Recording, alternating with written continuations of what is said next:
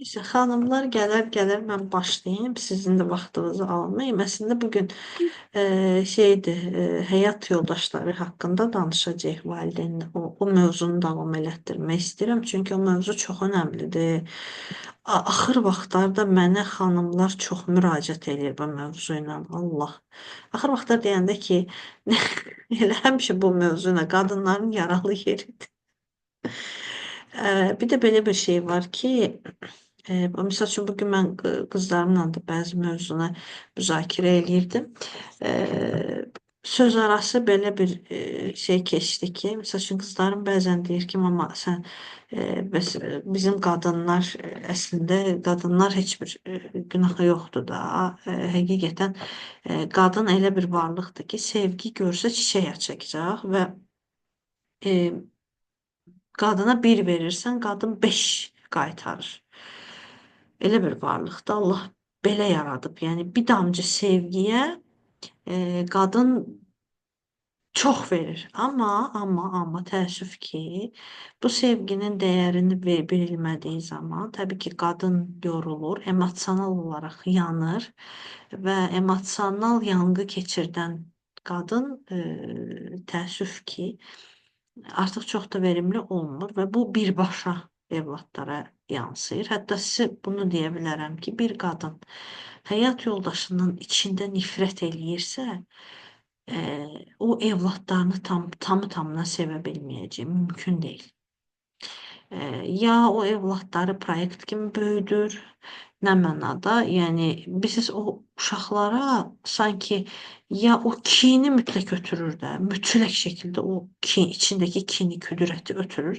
Hətta mən dəfələrlə buna şahid olmuşam. İstər öz həyatımda, istər necə deyərlər, başqalarının həyatlarına qulaq asa da buna da şahid olmuşam ki, bəzən qadın əgər həyat yoldaşının ailəsi ilə yola getmir və bir evladı deyəm ki, bibiyə, nə bilim, ya da əmiyə, ya da nənəyə, ya da babaya bənzəyir və inanın ki, o evladın günü qara olur. Yəni hər əsəbləşəndə, hər bir qəzəb hissi keçirdəndə o uşaq ananın əlinin altına keçsə, vay uşağın halına. Çünki mütləq şəkildə o uşağın üzünə vurulur ki, sən oxşamısan oxşamışlarıma, sən elə olar kimisən, qanunda var, falan, peşməkan və burada nə baş verir? Biz hətta bir xanımla çox uzun müddət, 1-2 ay biz bunun üstündə işləmişdik. Ata tərəfindən nifrət eləyirdi xanım, köklərindən nifrət eləyirdi və Azərbaycanlı olduğundan da utanırdı. Sonra get-gedə seanslarda aşkar olur ki, xanımın dərdi əslində Azərbaycan ya da ata tərəfin torpağı deyilmiş. Anası inciyib, anası küsüb deyə İstər-istəməz evladı da daha çox ata tərəfə bənzəyir deyə evladına bunu pastayanla yansıdır və uşaq o haldan nifrət eləyir əslində ki, çünki mama məni məhz onlara oxşadığım üçün tam olaraq sevmir. Və bu İstər-istəməz onun ruhuna yansıyıb, onun xəsiyyətinə yansıyıb, daha çox belə anasını xoş olmaq üçün qız kimi davranmaq istəməyib heç vaxtı və s. və ilahir bir müddət belə çətinliklər yaşayıb. Amma şükür hər birinə yavaş-yavaş bağışlanma metodu ilə keçmişə dönüb uşaqlığımızı qucaqlamaqla və s. biz bunu üstəsindən gəldik xanımla. Amma deməyim odur ki, baxın, bu cür rəftarlar əgər biz həyat yoldaşımızı sevmiriksə və öz fərqindəliyi yoxdursa və hələ də evladımız həyat yoldaşımız tərəfinə bənzəyirsə, istər-istəməz o kin, o sevgisizlik evlada təsir eləyir. İndi izah eləyəcəm necə təsir eləyir. Həyatında anadan bilirsiniz, uşağın güvəni sınır birinci növbədə. Güvəni, inamı sınır ki, mənim mama tam olaraq istəmir. Mənim mama tam olaraq sevmir. Və burada nə baş verir? Uşaq öz həyatı boyunca böyüdükcə daim ona dəyər verməyən, dəyər verilmir daha doğrusu. Elə insanlarla, daha doğrusu elə bir rəftar çəkir ki, öz üzərinə. Bax, misal üçün məktəb vaxtından danışaq. Eyni sinifdə bir dostlar başqa uşaqlara başqa cür rəftar eləyir. Amma bu uşağa məhz belə bir elə bil ki, tək qoyur. Elə bu uşaq elə dönür, dolaşır, tək qalır. Dönür, dolaşır, tək qalır. Və adətən uşaq özü bəzi hərəkətləri ilə, özü o yalnızlığı çəkir. Çünki o özünü e, digərləşdirib, yəni ötəkiləşdirib, türklərdə bir söz var. Yəni uşaq artıq özünü heç kəsə aid hesab eləmir.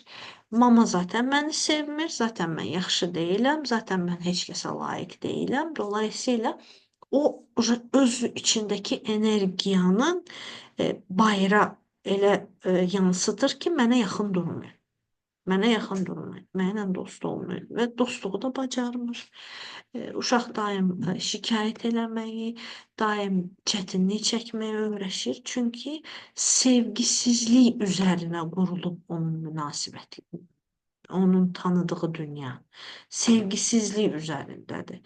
İndi məsələ burada nə yerdədir? Bunu korreksiya eləmək olarmı, düzəltmək olarmı? Bəli, olar. Heç kəs sizə həyat yoldaşınızı sevməyə məcbur eləmir. Çünki bəzən həqiqətən elə hallar olur ki, inanırsınız, elə vakallar, elə həyatlar eşitmişəm ki, hekayələrkən mümkün deyil o insanla yaşamaq, o insanla yola davam etmək kanıma zərərdir, ya da bəzən də tam tərsi də var idi. Yəni zərərdir də, yəni bir-birlərinə zərər verirlər. Ayrı-ayrılıqda bəlkə də daha yaxşı həyat qurarlar.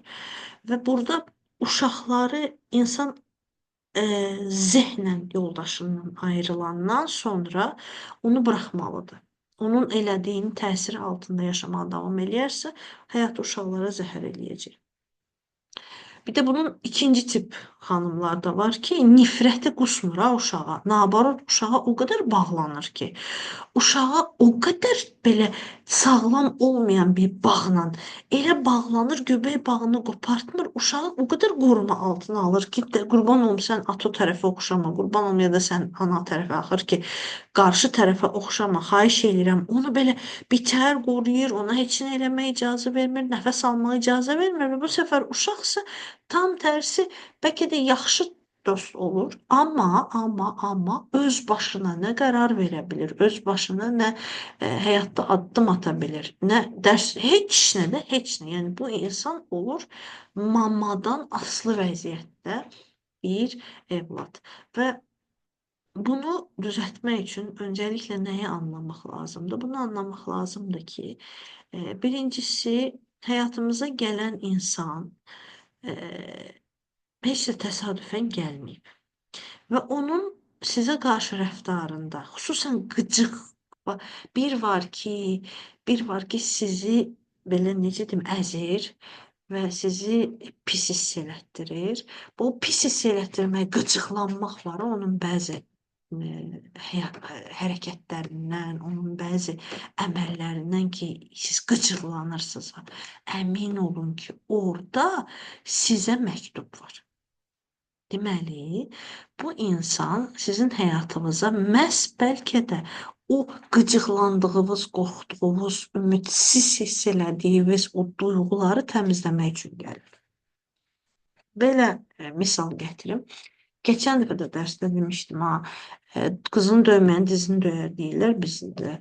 Amma psixologiya bunu artıq sübut eləyib ki, qızını döyənin həyat yoldaşı da sabah qızını döyəcək. Yəni bugün ata qızını döyür, sabah həyat yoldaşı qızını döyəcək mütləq şəkildə. Niyə? İndi gəlin bura baxaq ki, adətən qadın evlənəndən sonra, indi qadından danışıram çünki biz qadınıq. Bu kişilərdə də baş verir. İnsanlar evlənəndən sonra valideynlərdən nə rəftar görübsə, həyat yoldaşından elə bil ki, eyni rəftar davam edir. Amma insan təzə-təzə ailə qurduğu zaman, təzə-təzə ailəsində bunu anlamır. Bunun fərqində olmur ki, mən əslində valideynimin rəftarını davam elətdirirəm. Baxın, burada çox önəmli bir məqam var.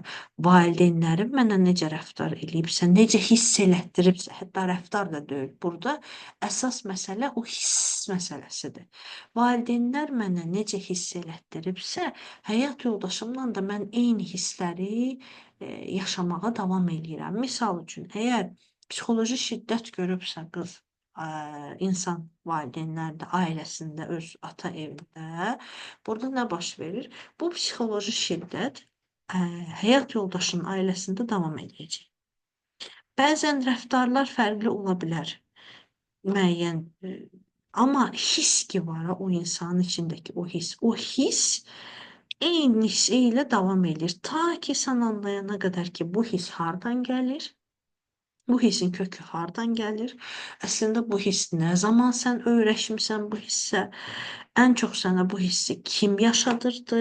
Və bunları anlaya-anlaya fərqindəlik yaranır və sən başlayırsan özündən o necə deyirlər, şuur altında yatan köklü düşüncələrlə mübarizə aparırsan və sonra köklü düşüncələr yeni düşüncələrlə yer dəyişdirərək yeni bilgilərlə yer dəyişdirərək insanın həyatına artıq fərqli bir şəkildə təsir edir. Yəni burada terapiya bu cür yardım edir insana. Yəni aydınlıq gətirir. Baxın, aydınlıq gətirir. Çox sevirəm bu sözü. Həqiqətən terapiya insanın köhnə düşüncələrə aydınlıq gətirən bir prosesdir. Dolayısıyla biz burada bununla mübarizə aparmaq üçün öncəliklə hardan, necə əzilmişik, bütün bunları bilməliyik. Adətən mənə çox vaxt belə deyirlər ki, psixoloq, hətta valideynlər daha doğrusu evladlarını mənim yanıma yönləndirəndə, sonra uşaqlarından birinci sual belə, hə, nə danışdın psixoloqla? 100% məni pisləmisən, hə, mənim barəmdə nə dedin? Başa düşmürlər ki, valideynlər inciyir burada, amma belə bir şey var ki, psixoloq yeniyetməylə, uşaqla danışanda onun məqsədi valideyni pisləmək deyil. Onun məqsədi valideyndən ayırmaq da deyil. Psixologiyada belə bir nöqtə var. Valideynin bizə elədiyi yaxşını da, pisin də fərqində olmalıyıq və biz onu sırf məhz valideyni tənqid etmək üçün yox, valideyndən qopa bilmək üçün, onun təsiri altından çıxa bilmək üçün bunu edirik.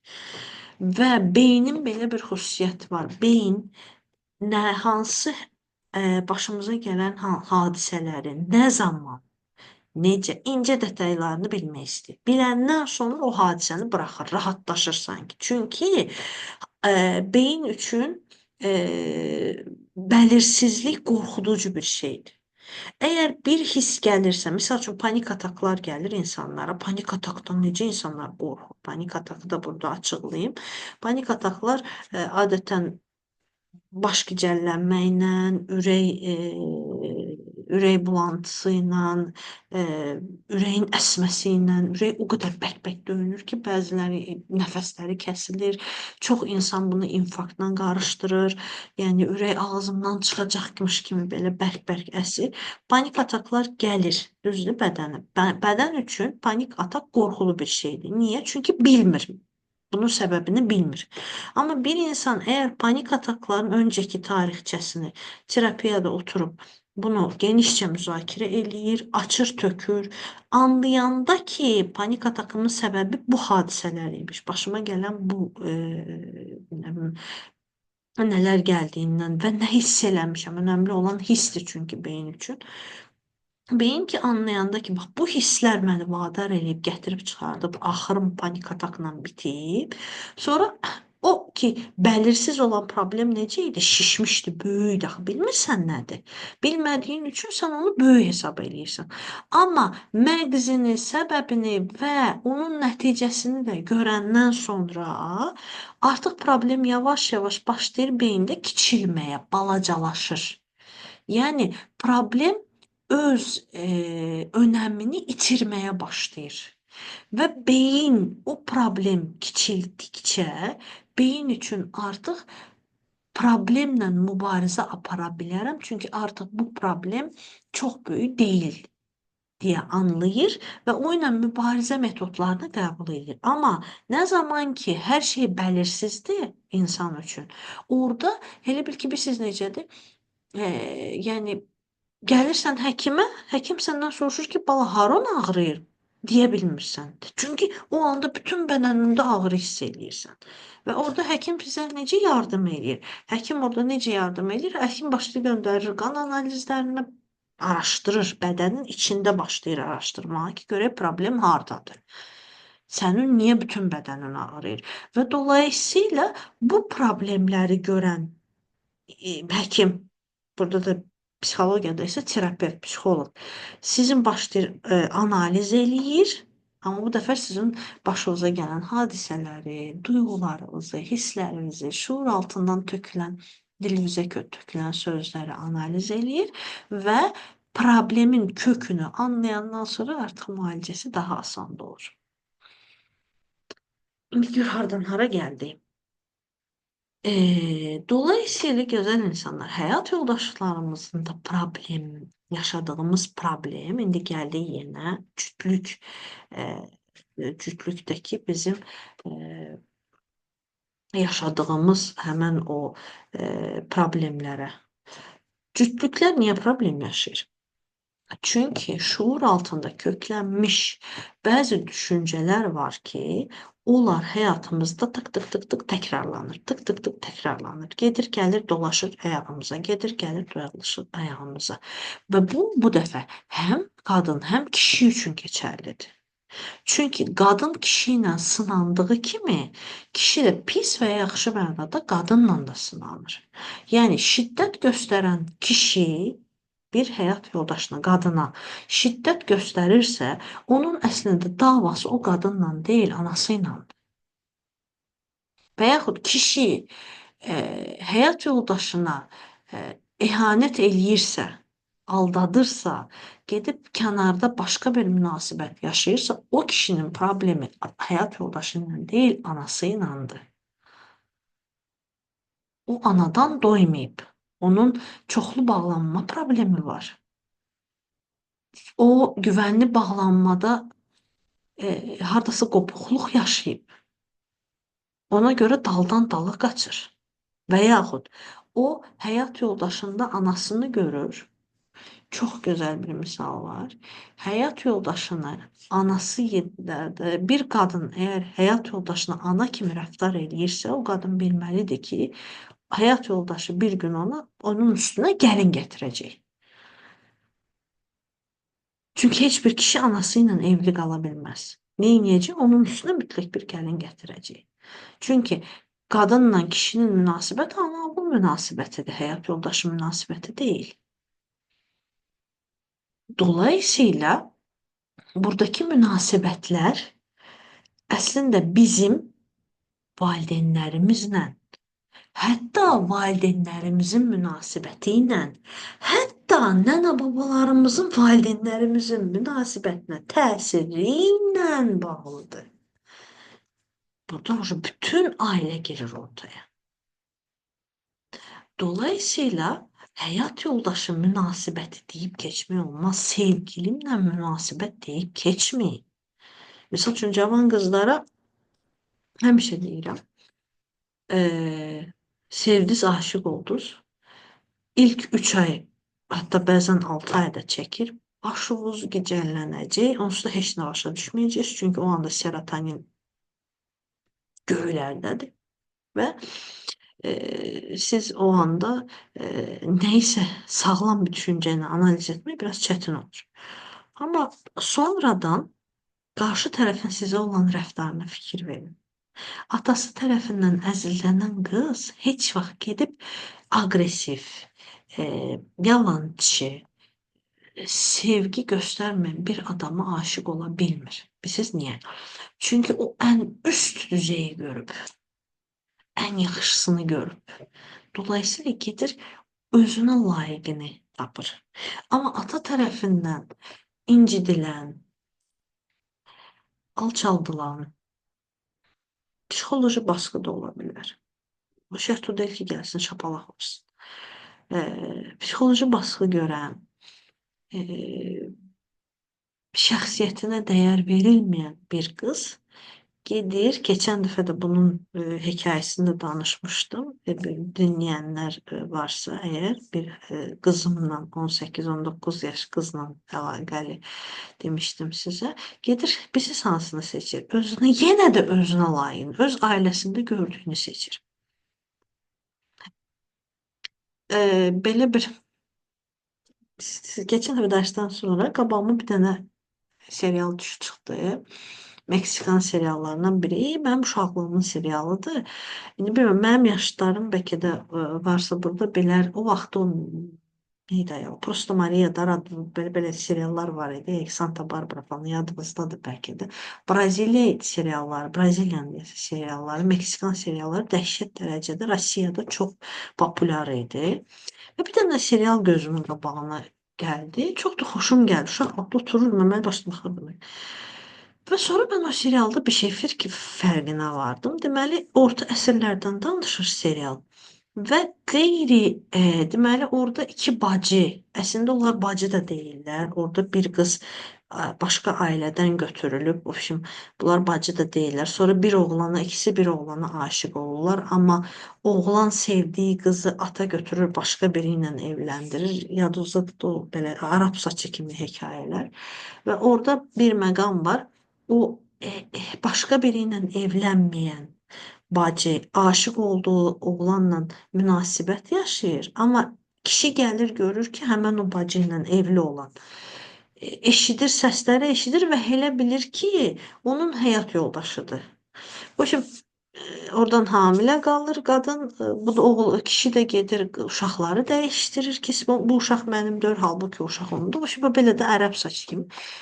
Mən buna oturdum, belə YouTube'da bir-iki dənə seriya baxdım ki, yadıma salım. Özümdə baxa-baxa belə bir şey analiz edim. İlahi. Bu qədər qarmaqarışıqlı kinolara baxaraq biz böyümüşük də. Bu bizə necə təsir eləyib? Ailələrimizə necə təsir eləyib? Sonra mən oturdum, yadıma saldım ki, biz uşaq vaxtı yadımdadır, biz sinif yoldaşlarımızla xəyal qururduq. Və xəyallarımız çox uçuq idi. Belə qarışıq-qarışıq şeylər yaşamağı sevirdik. Niyə? Çünki baxdıqlarımız da bizə təsir eləyib. Biz o seriallarla böyümüşük. Dolayısıyla fikir verin, bizim yaşlarımızdan söhbət gedir. Bizim söhbətlərimiz də belə çox duygusal, çox belə hər şey belə aşırı reaksiya veririk, duyğu yüklüyük, biraz romantizmə də meyilliyiz. Halbuki oradakı romantizmi də bənimsəmişik falan belə şeylər.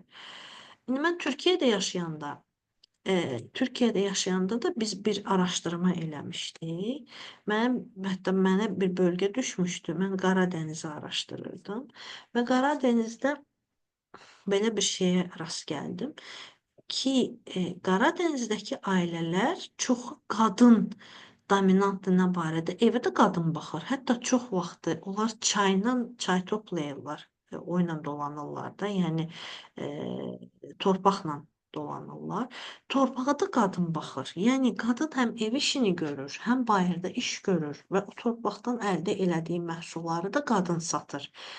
Kişi isə çox vaxtı belə də ortalıqda dolanıb nə etdiyi bəlli deyil. Çünki bütün işləri yıxıblar qadın üstünə.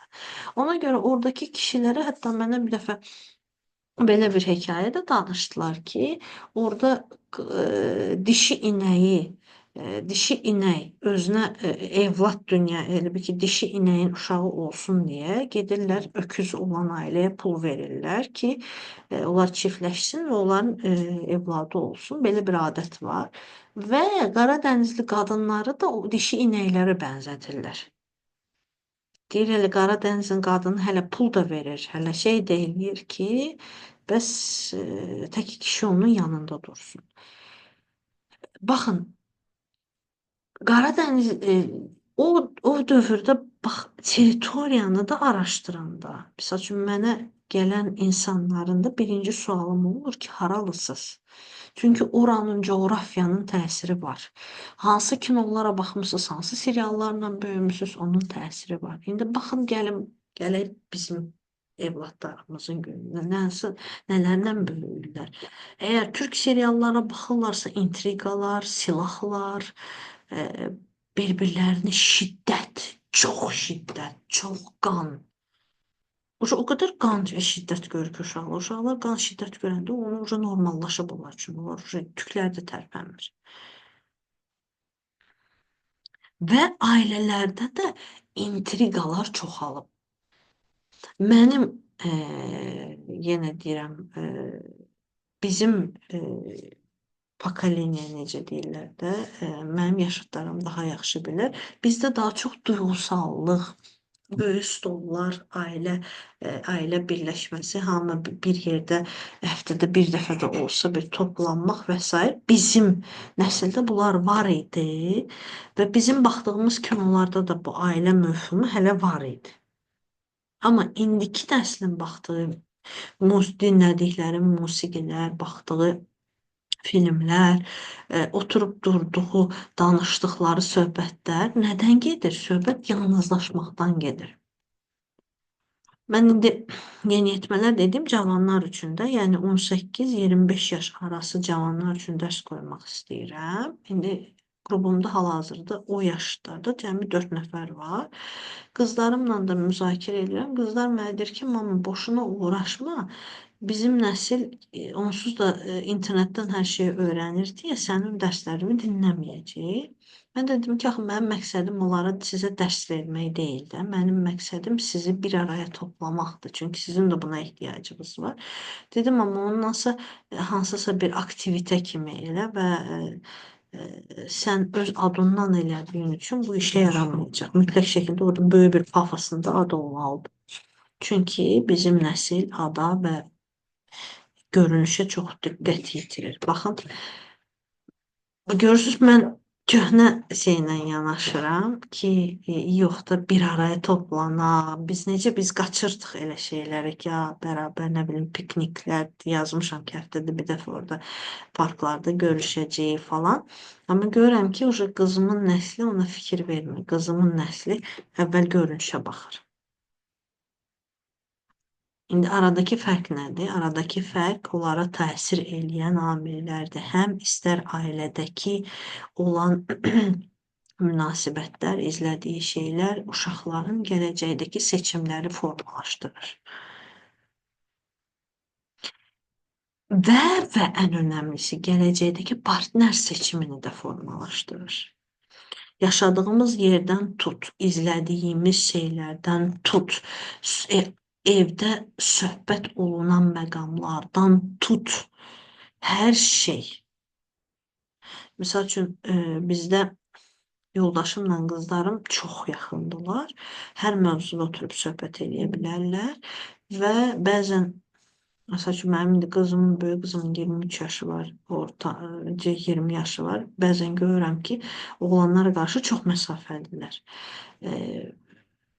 Çox seçicidirlər, hər şey seçmirlər, hər şey bəyənmirlər. Və bunu başa düşürəm ki, gördükləri və yaşadıkları şeylər, bugünkü evdəki münasibət və s. onların daha seçici olmağına vadar edir. Amma başqa görürəm onların yaşlarını, mənə müraciət eləyənlər var ki, elələri var ki, gedirlər, qaçırlar, birinci qabağına çıxana aşiq olurlar, birinci qabağa çıxana oğlanı sevirlər, onunla sırazu münasibətə girirlər və o uşağın heç bir xəsiyyətinə, seçimlərinə, danışığına, oxuduğu kitablara heç bir şey fikir vermirlər. Əsas sən var ol, mənə bəsdir. İndi orada məsələ niyədir? Adətən çox evdə görülməyən, eşidilməyən qızlar bu barədə seçimlərində çox əziyyət çəkirlər sonradan. Hətta sizə bunu deyim ki, oğlanlarda da o seçimi fikir verirəm. Oğlanlar, mənim bir uzun illər bir yerdə, tələbəm deyirəm ona, ki, koronadan öncə 11-ci sinifdə idi. Birinci seçdiyi qızla hal-hazırdakı illər keçib üstündən 2018-dən danışım. 2018-də elə bir qıza aşiq olmuşdu ki, qız görürəm ki, oğlana konkret zərər verir. Yəni dəhşətli dərəcədə zərər verir və qız oğlanın barmağında oynadır. Və ən sonda ayrılmaları da çox belə sansasyon bir ayrılma yaşadılar. Oğlan çox incidi, çox şeylər, necə deyim, e, amma çox dəhşətli dərəcədə manipulyasiya görürdü. Sonra oğlan özünü tanıdıqca, özünü şey elədikcə, yəni özünün fərqinə vardıqca, bir baxdım ki, bir gün gəlib mənə danışır ki, bilirsiniz, mənimlə maşın falan da artıq universitetdə də çox, universitet həyatında çox dəyişdi. Məktəb həyatında uğursuz bir uşaq idi. Oxumaqla, bir güclə oxuyub falan. Amma universitet həyatında indi biz уже danışırıq, mən ona müəyyən dərslər verirəm. Universitet həyatında birincisi oxumağında çox ciddi dəyişikliklər oldu. İkincisi kariyer odaklı. Bax, ikinci kursdan etibarən artıq özünə iş proqramı qurmuşdu və hal-hazırda magistraturada oxuyur, amma artıq elə bir iş 2-3 ildir eyni oteldə işləyir, turizm oxuyur. Eyni oteldə işləyir və otel müdürü ona söz verib ki, sən əsgərliyə get gəl, mən səni uca menecerə, daha yuxarı yerə uçururum, mən səni itirən deyiləm. Yəni o dərəcədə uğurlu bir yol çizib özünə, işləyir də, qazanır da və indi ən axırıncı etapda təbii ki, sevdiyi qızı o gün şəklini göndərib, bilmirəm, bilənlər bilir, mən fizionomiya dərslərində keçmişəm. Və insanların şəklinə baxaraq onların bəzi xüsusiyyətlərini üzünə görə xasiyyətini ucu bəlli olur da. Və qızın şəklini gördüm, dedim sağ ol. Dedim halaldır sənə. Və qızın bir 2-3 dənə belə üzündə belə nüansı var ki, çox mərhəmətli və çox şey qızdır. Alqışladım ki, dedim oğlum bax, birinci seçimimə bax və indiki seçimimə bax. Arada dağlar qədər fərq var. Çox mərhəmətli, çox tam bir, necə deyim, özünə, xasiyyətinə uyğun bir qızı tapıb və çox da xoşbəxtdir. Allah axırlarını xeyir eləsin. İndi görək necə olacaq. Yəni deməyim odur ki, halbuki birinci qız manipulator, zarıyan, hər şeydən şikayət eləyən, uşağı incidən, konkret incidirdi də. Yəni bu gedirdi, gəlirdi, oğlanı burnundan gətirirdi hər şey. Yuxarılarda olan və sonra da zaten qız oğlanı pula görə satdı. Hətta oğlanından ayrılandan sonra onun ən yaxın dostu ilə də münasibət qurdu. Yəni çox belə axır ki, seçimdə görürəm ki, çox böyük dəyişikliklər yaşadı. O qədər stres, o qədər özdə o uşağın ən böyük çətinliyi də orada idi ki, uşaq bütün bunları universitetə girərkən yaşayırdı. Universitetin ilk ili çox çətin keçdi. Amma o qızdan ayrılandan sonra yavaş-yavaş toparlamağa başladı, karyerasını qurdu. Yəni hər şey bir anda. Ən axırda sevdiği kızı seçerek özüne bir yol çizdi. Hal-hazırda da yenə deyirəm, Allah tamamını erdirsin. Eğer qismətdirsə yaxşı da olacaq. Artıq seçimləri ilə baxıram ki, qürur duyuram. Qürur duyuram. Ona görə deyirəm ki, gənclərə ki, yəni gənclərin niyə bu dərslərə, bunu da qeyd edeyim, gənclərin bunları bilməyi həyatlarını başdan düzgün qurmağına səbəb olur.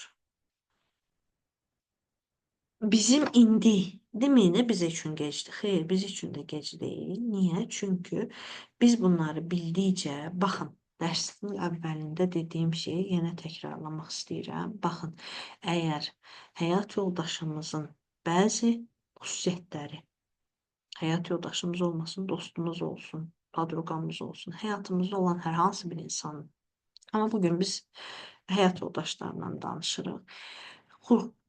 Elədiyi hərəkətlər bizə toxunursa, incidirsə, qıcıqlandırırsa, o imенно что belə qəribə qəzəblənirsən, qıcıqlanırsan, orada dur, həyat yoldaşı çək kənara, aynan tut üzünə.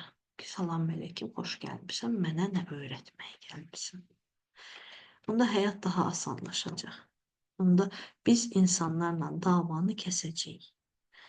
Və özümüz dəyişdikcə, baxın, insan özü dəyişdikcə həyatındakı insanlar iki cür dəyişir. Ya rəftarları, yəni bir, rəftarları dəyişir mütləq. Artıq onların elədikləri heç bir şey bizə təsir eləmir.